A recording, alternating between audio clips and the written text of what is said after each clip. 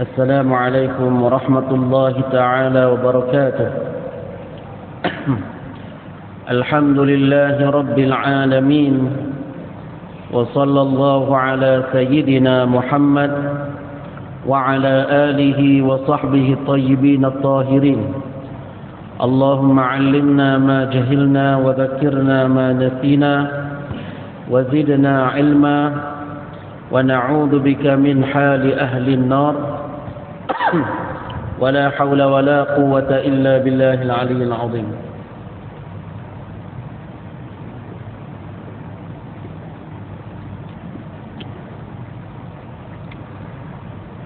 Hadirin muslimin muslimat yang dirahmati oleh Allah tabaraka wa taala, insyaallah pada malam ini kita akan sambung perbahasan kita tentang bab taharah.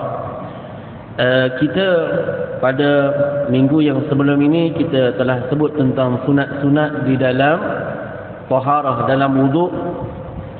Selesai kita alhamdulillah membahaskan tentangnya. InsyaAllah pada malam ini kita membahaskan tajuk yang baru daripada kitab Matnul Ghayati. Ini kitab Matan Abi Suja' dan syarahnya.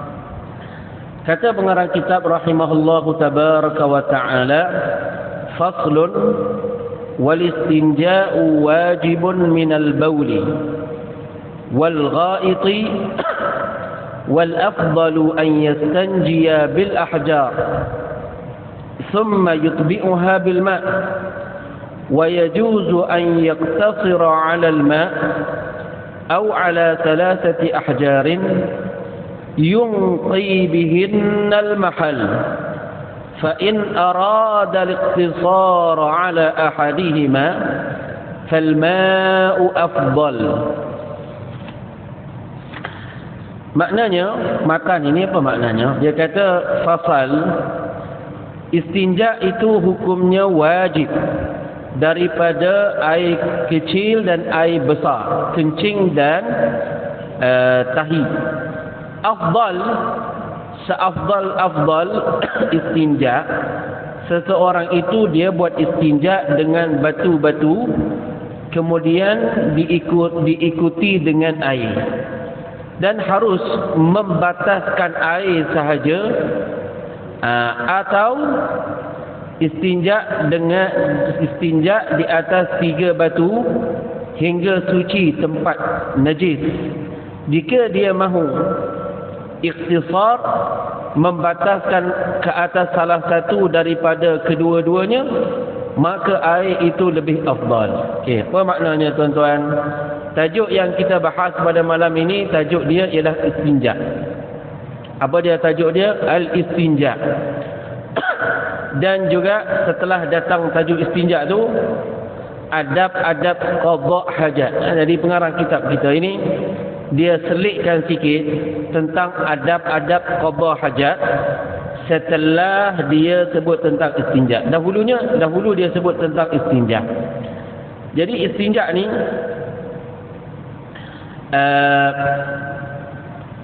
salah satu daripada perkara yang dititik beratkan di dalam agama kita. Jangan kita abaikan istinja. Kata para ulama, istinja ni antara benda yang sangat-sangat penting kita jaga.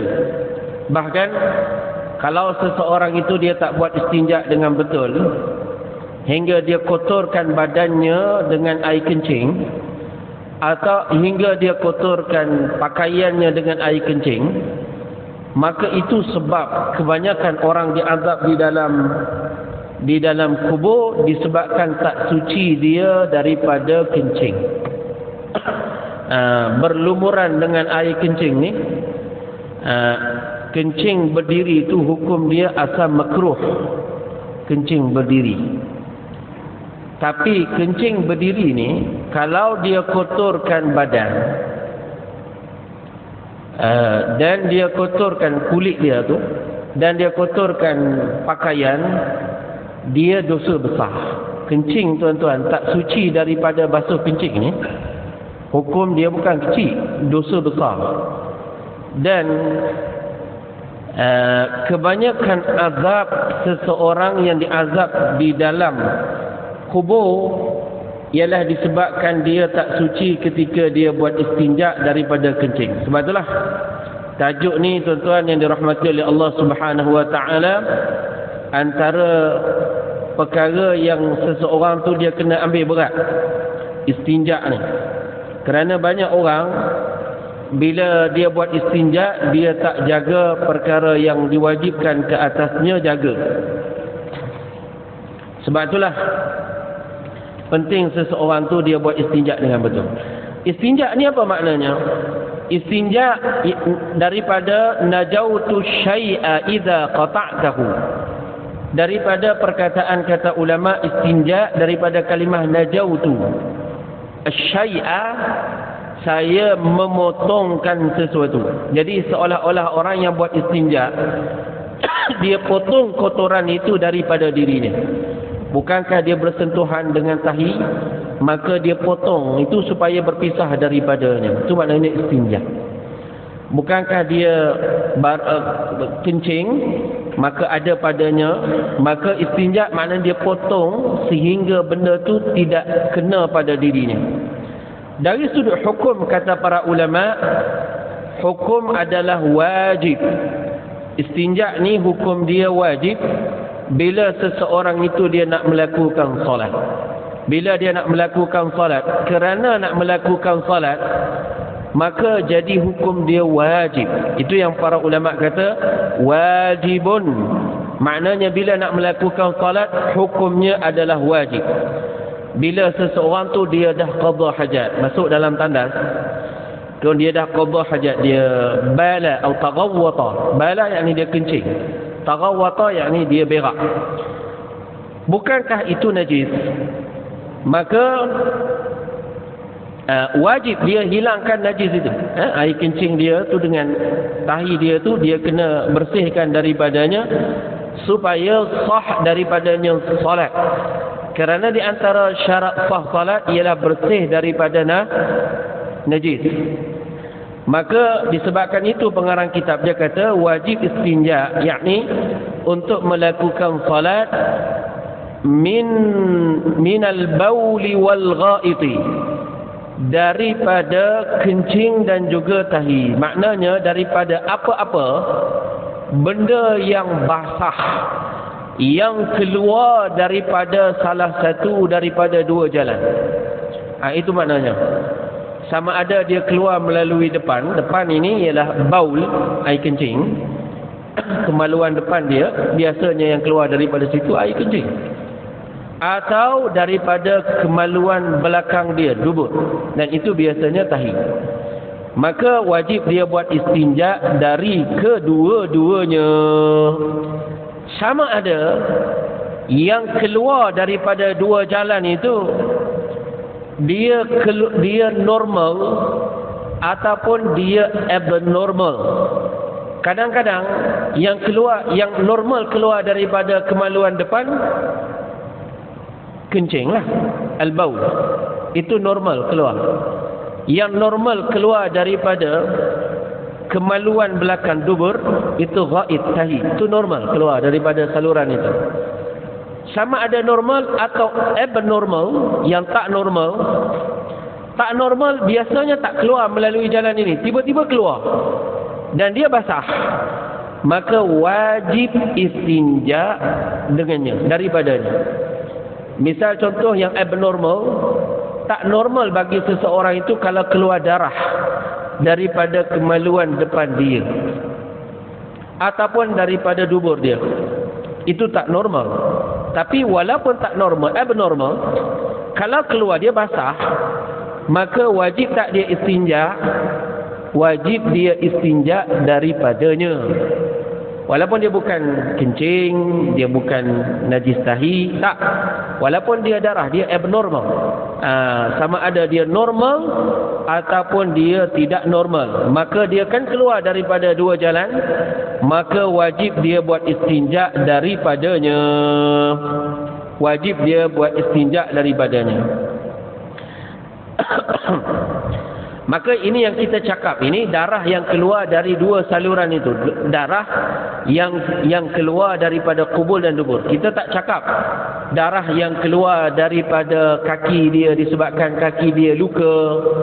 Darah yang keluar daripada kaki dia ini kita tak masuk dalam bab istinja. Bila kita nak bersihkan darah itu, orang tak panggil itu istinja. Istinja itu ia merangkumi darah juga. Kalau dia keluar daripada kubul dan dubur, tapi itu melalui kubul dan dubur, bukan yang daripada luka di kaki dia atau di tangan dia. Kita bersihkan darah itu, kita tak namakan itu istinja. Itu bukan istinja. Yang kita sebut istinja ini yang ia darah, ataupun yang itu yang tak normal, ataupun dia yang normal, tahi ataupun kencing yang keluar daripada kubul dan dubur. Adapun yang keluar melalui yang melalui kaki, tuan-tuan misalnya contoh mandi sungai, tak perasan pijak batu kan. Kadang orang dia duduk dalam air, badan dia tak perasan, dia hempak batu dengan kuat, kaki dia berdarah. Bangun dia daripada dia keluar daripada air terjun ke atau daripada kolam ke, dia pun salat dekat luar, dia perasan, dia tengok kaki dia berdarah. Darah itu dimaafkan bagi orang yang salat, walaupun dia keluar banyak, jika darah itu darah dia. Naam, darah tu najis kan Ustaz? Naam, najis, tapi itu darah dia, dan kata ulama dimaafkan walaupun dia keluar dengan banyak. Walaupun dia keluar dengan banyak. Contoh tadilah, dia mandi dalam swimming pool, dia tak perasan dia pijak something ataupun dia mandi di kolam, lebih relevan, dia lebih relevan, dia pijak batu kan, luka kaki dia tu dia tak perasan sebab kaki dalam batu, air pula sejuk, air sungai kan. Jadi bila dia bangun tu, dia pakai pakaian elok, dia solat, maka dia dapati bahawa ada darah yang keluar dari kakinya dengan banyak. So darah ini dimaafkan. Ini sah solat dia. Ini kita tak cerita dalam istinja yang tu. Cuma saya sebut dia ni untuk kita faedah kita bahawa kalau berlaku macam itu, sah solat kita. Tapi tajuk ni saya sentuh sikit je kerana banyak lagi keadaan. Itu tak detail lagi tu. Yang saya sebut tentang darah tu tak detail. Boleh kalau darah orang merecik kat kita, darah kita tu berpindah ke tempat yang lain, banyaklah isu-isu yang berkaitan dengan fiqh tentang darah tu dengan situasi yang berbeza-beza. Cuma basically-nya cukuplah kita tahu di sini kalau darah yang keluar daripada kita walaupun banyak, maka dia dimaafkan. Sah salat dengan keluar darah tersebut, sah. Ini ulama sebut, memang ada dalam kitab, cari dalam kitab ulama sebut. Kitab kita ni pun dia sebut. Dia sebut tentang isu ini. Bila kita sebut yang keluar tu basah, maknanya kalau yang keluar daripada kubul dan dubur tu kering, dia bukan basah, maka tak perlu istinja. Misal contoh keluar daripadanya angin, keluar daripada dubur dia angin, kita sebut kentut tu, perlu istinja? Tak perlu istinja, kerana dia bukan something yang basah. Maka yang kita sebut keluar daripada dua jalan tu, benda yang basah, maka wajib istinja dia daripada kotoran tersebut jika dia basah. Tapi kalau dia keluar tu angin, dia tak basah macam angin, maka tak wajib dia istinja kerana tidak kotor, tidak mengotorkan tempat keluar najis. Tempat tu tak dikotorkan dengan keluarnya angin tersebut. Kemudian wajib seseorang itu dia buat istinja itu selain yang wajib dia buat istinja itu selain daripada mani. Mani bukankah dia keluar daripada kemaluan hadapan? Kata ulama Syafi'i, mani ini dalam mazhab Syafi'i, kita tak cakap dalam mazhab Hanafi, mazhab Imam Abu Hanifah, mazhab Ahmad bin Hanbal. Cakapan kita ini tentang mazhab Syafi'i. Maka dalam mazhab Syafi'i, keluarnya mani itu dia tidak dikira sebagai najis. dalam mazhab Syafi'i, mani itu dikira tahir. Tahir yakni tak najis. Tahir ni suci dengan makna tak najis. Bukan, tapi jangan salah faham makna suci di sini. Bukan makna suci hingga boleh buat istinja. Bukan. Bukan makna suci di sini kira-kira boleh makan. Tidak. Bukan makna itu. Mani suci, tahir. Istilahnya tahir. Dengan arti dia bukan najis. Apa maknanya? Maknanya andaikan kena mani pada pakaian. Mani dia kena pada pakaian. Pakaian ni boleh buat salat ke tak boleh buat salat? Itu pokok cerita dia. Kata fuqaha boleh buat salat. Sebab apa? Sebab apa Ustaz? Sebab mani itu kata ulama Syafi'i tahirun. Tahir. Suci. Suci ni dari sudut dia tidak dikira najis. Bukan dia suci lagi menyucikan macam air mutlak tu. Tidak. Maknanya hingga fuqaha kata suci mustaqzar. Mustaqzar ni maknanya menjijikkan. Ada benda suci tapi kategori suci dia tu menjijikkan, haram makan. Dia macam contoh apa? Contoh hingus. Dalam mazhab Syafi'i dipanggil tahirun. Suci. Maknanya dia bukan najis. Kalau kena pada pakaian kita, sah tak solat? Kena hingus, sah solat. Dia bukan najis. Hingus bukan najis. Begitu juga dalam konteks tadi, kalau mani itu kena pada pakaian dia, tidak menajiskan pakaiannya. Solat dia dengan pakaian itu sah. Seorang tu dia mimpi di waktu malam keluar mani. Dia tak ada pakaian yang lain dia. Ada yang ni. So dia pakai kain itu misalnya, atau pakaian itu. Sah tak salat dia? Sah. Kerana pakaian itu dalam mazhab Syafi'i tidak dikira sebagai najis. Kerana mazhab Syafi'i menganggap bahawa mani itu tahirun, suci. Tapi suci yang menjijikkan, kira-kira haram makan. Haram makan mani, haram makan hingus. Hingus suci tapi haram makan. Itu dia kena tahu di situ. Jangan kata suci ni dia tak habis lagi. Setengah orang awam ni kalau sebut suci dia duk nampak boleh makan. Tak betul lah. Bukan suci boleh dimakan. Ada setengah, saya bagi contoh, ada setengah orang dia keliru bab istihlal. Istihlal ni barang tu dia najis bertukar jadi tahir.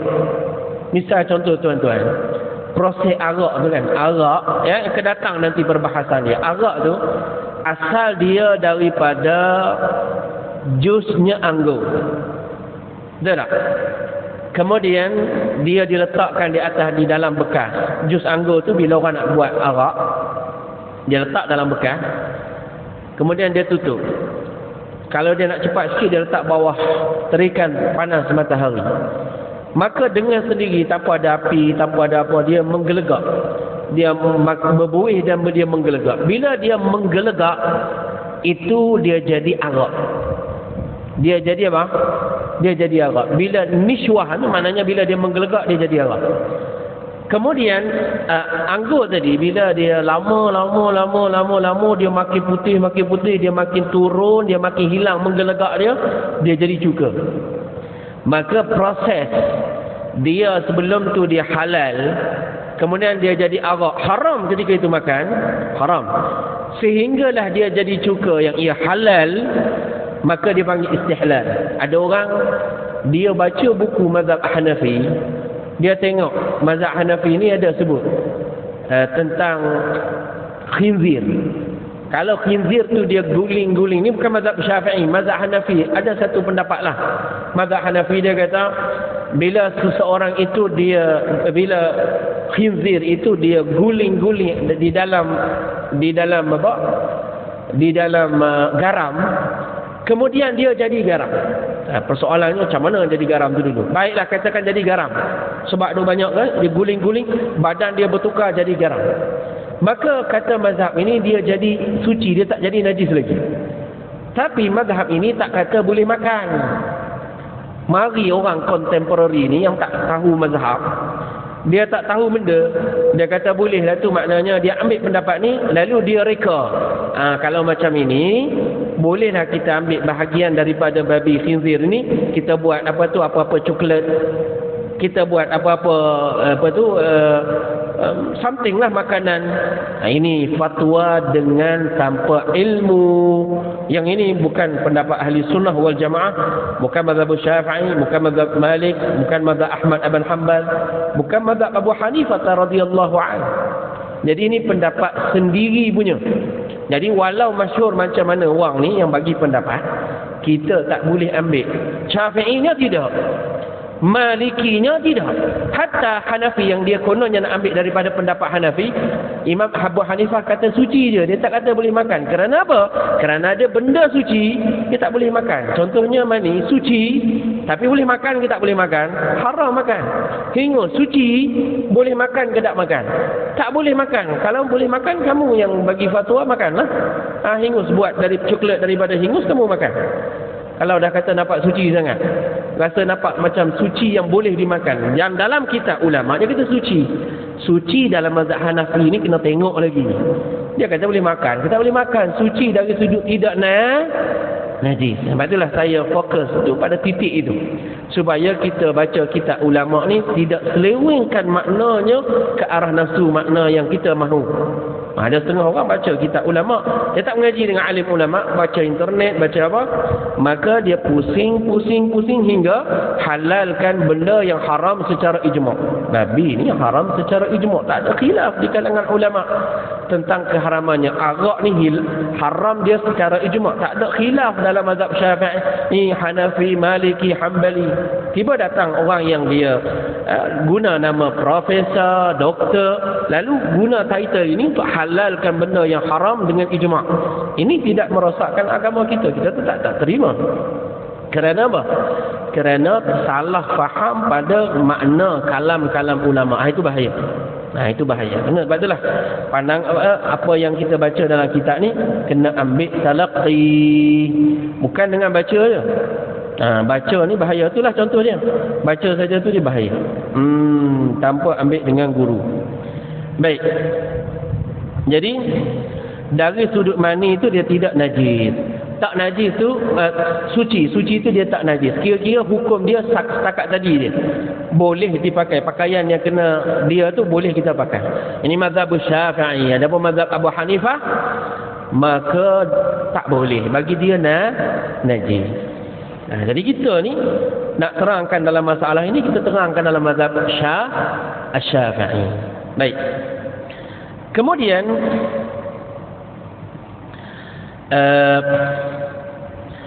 seseorang itu dia buat istinja. Istinja menggunakan alat apa?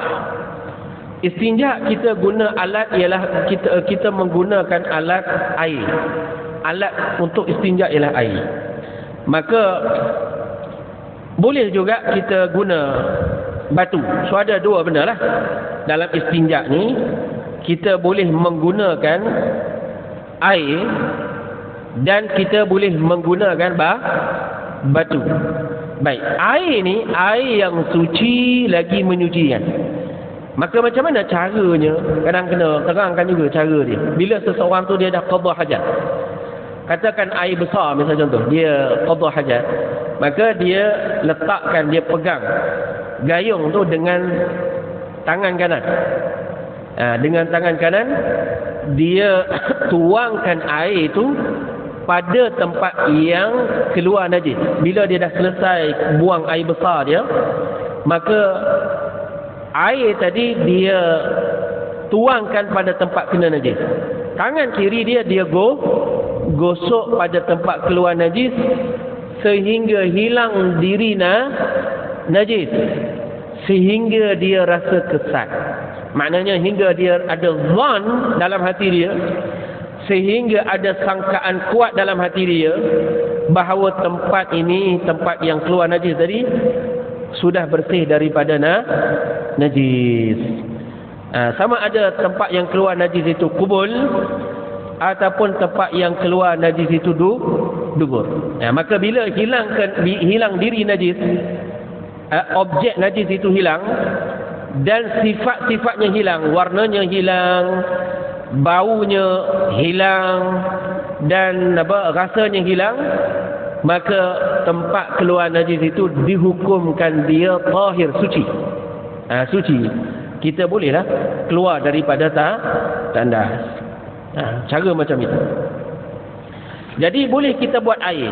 Kita boleh buat istinja dengan menggunakan alat air. Dan boleh juga kalau kita tak nak guna air, kita guna batu. So agak hari ni kita di Malaysia ini banyak air, kan?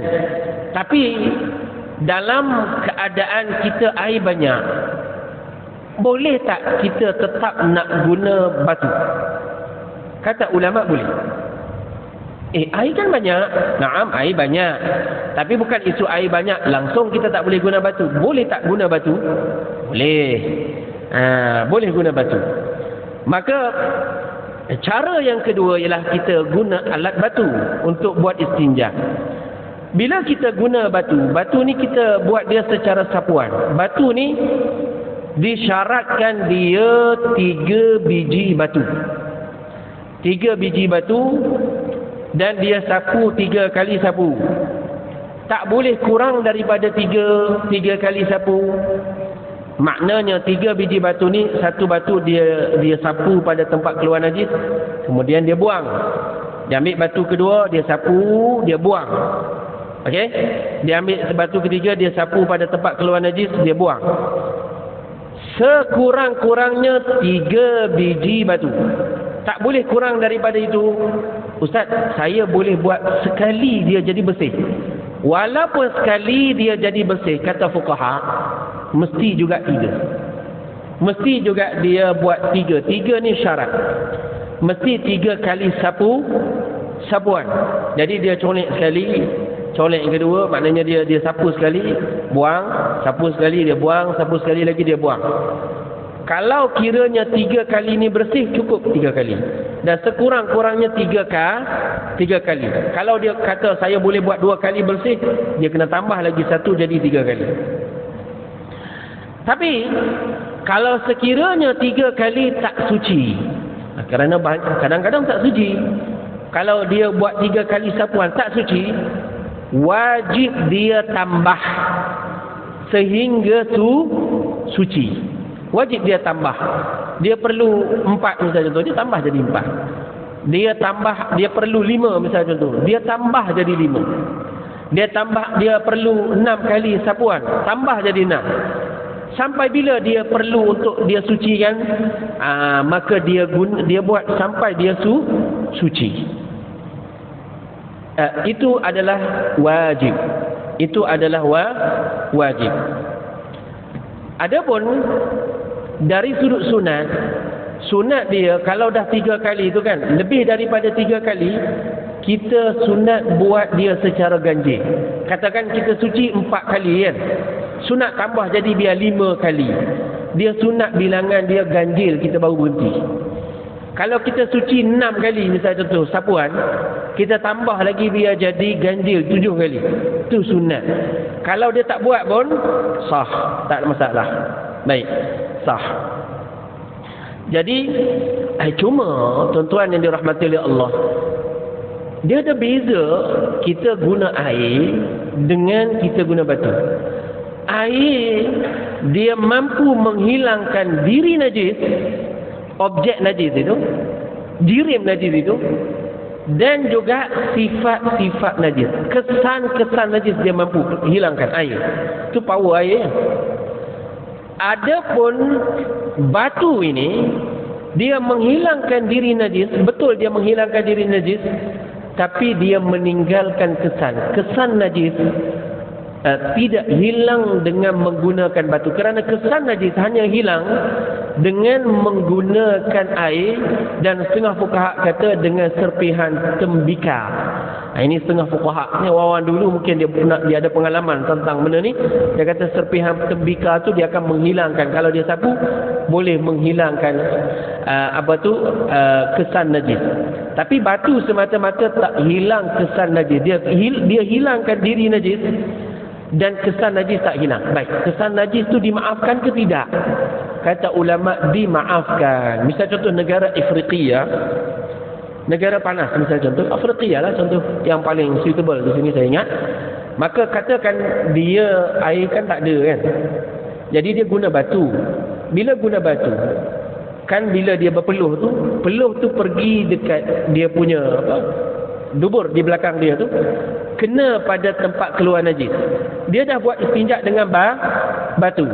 Air peluh dia yang kena dekat situ dimaafkan. Itu maksud dia. Tidak kata jadi najis ke bila kena tempat itu, dimaafkan. Di sini beza menggunakan air dengan menggunakan batu. Seperti batu, kita guna sapuan yang bukan batu, tapi guna sapuan.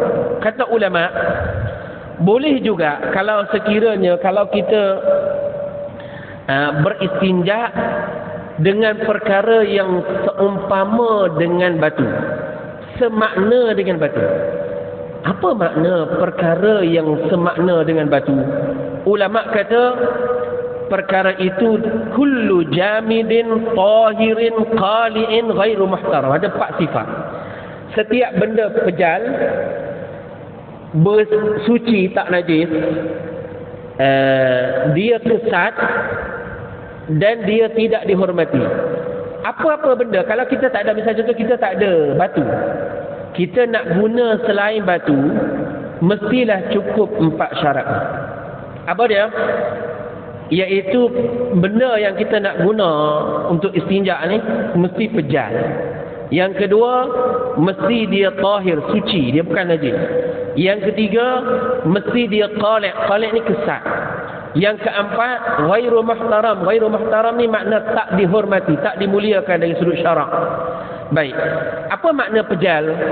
Pejal tu masuk dalamnya tisu. Tisu ni boleh dikategorikan dia pejal.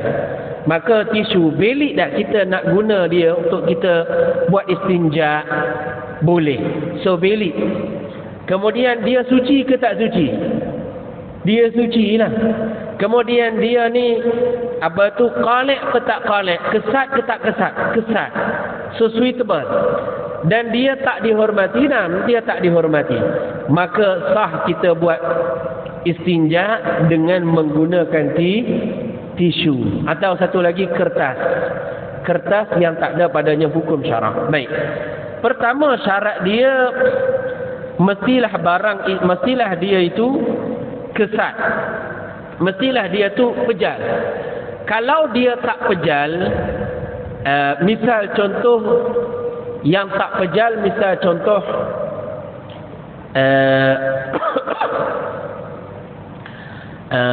misal contoh yang tak pejal macam apa kita panggil wet tissue,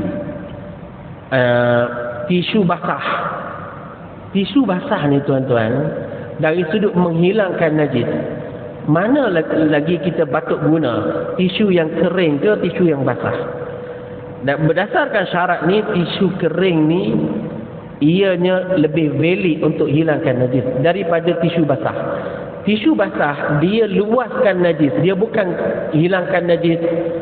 Bila orang tu dia guna tisu basah ni dia luaskan kawasan najis. Maknanya dia jadikan semua tempat tu jadi najis. Dia bukan hilangkan najis. Yang hilangkan najis tisu yang kering. Ini berdasarkan syarat inilah. Mestilah dia jamid. Kemudian mesti dia suci. Maknanya kalau orang tu dia nak buat istinja dengan tahi lembu kering, walaupun tahi itu dia kesat, tapi tak sah istinja. Kenapa? Kerana dia najis. Dia mestilah benda suci. Dan mestilah dia qali', kesat. Kalau dia licin, misal contoh tak sah. Misal contoh kaca, tak sah kita guna kaca untuk istinja. Batang tebu, licin, tak sah untuk buat istinja. Tapi yang kita sah buat istinja, something yang dia kesat, macam tisu, macam paper, itu sah buat istinja dengannya. Ghairu muhtaram ni maknanya tidak dihormati. Kalaulah perkara itu dihormati, misal contoh kitab syarak, kertas fiqh ataupun mushaf Al-Quran, guna dia itu tak sah istinja, dan orang yang guna itu dia tahu ini adalah ada padanya hadis, ada padanya Al-Quran, ada padanya hukum hakam fiqh. Kalau dia guna untuk istinja, orang ini dia murtad, keluar daripada Islam. Kerana bila dia buat macam itu, dia menghina hukum syarak. Maka menghina hukum syarak, murtad, keluar daripada Islam. Wajib dia kembali kepada agama Islam dengan menuturkan 2 kalimah syahadah. Satu lagi, termasuk di antara perkara yang muhtaram, yang dihormati, ialah makanan yang dimakan oleh anak Adam. Makanan yang dimakan oleh manusia. So roti, walaupun dia kesat, walaupun dia suci dan dia pejal, tetapi roti dia muhtaram, dia dihormati, dia makanan anak Adam. Maka buat dia untuk buat istinja, guna dia untuk buat istinja tak sah. Tak sah. Jadi mesti 4 syarat ni. Mesti dia pejal, yang kedua mesti dia suci, yang ketiga mesti dia kesat, yang keempat mestilah dia tidak dihormati. Jadi kalau orang tu dia nak guna paper, hati-hatilah paper yang dia ada tu kan, kertas surat khabar tu kan. Tengok, ada perkataan yang dimuliakan, ada kalimah Allah. Kadang-kadang paper ni wartawan tulis macam-macam. Maka hati-hati, tak boleh kita guna sewenang-wenangnya untuk istinja. Majalah ke misalnya, tengok apa yang kamu nak guna tu. Kan ada dalam tu kalimah Islam, ada kalimah Allah, ada kalimah Muhammad. Jadi kena hati-hati. Kalau kamu guna itu dan kamu tahu ada kalimah itu padanya, maka orang itu dia jatuh dalam murtad. Wal'iyazubillahi tabaraka wa ta'ala. Baik. Kemudian mestilah